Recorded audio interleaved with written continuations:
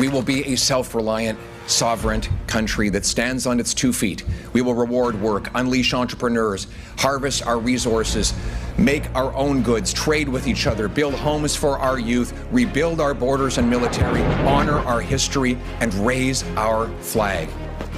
What binds us together is the Canadian promise that anyone from anywhere can do anything, that hard work gets you a great life in a beautiful house on a safe street, wrapped in the protective arms of a solid border defended by brave soldiers under a proud flag.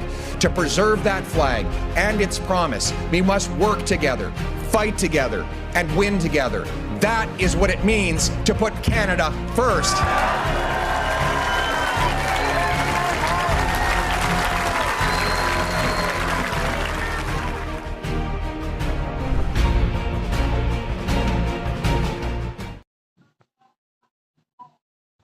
Whether I think that Mark Carney will abolish the carbon tax, well, the truth is he can't do that without recalling Parliament.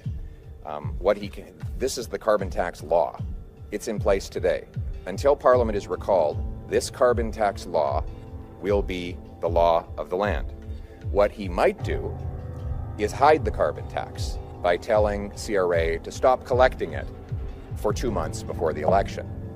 So let me ask you if you think this is a believable proposition. 100% of his ministers voted dozens of times not just to impose the carbon tax, but to raise it. Mr. Carney, his only public criticism of the Liberal carbon tax was that it was not high enough. They've had this tax now for over 7 years.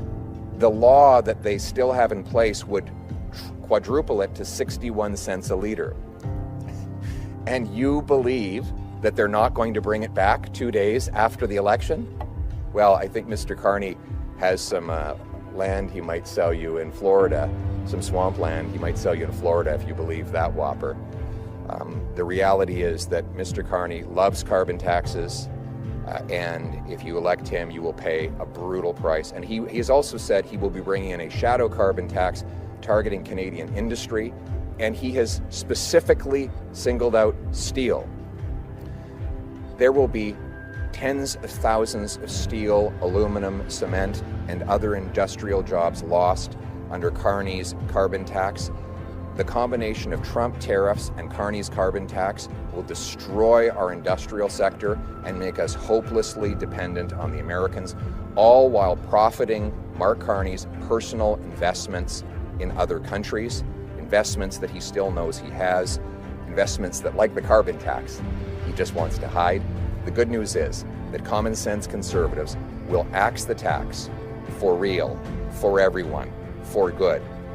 We will make sure it never comes back. There is only one way to axe this tax, and it is to vote for the Canada First Conservatives.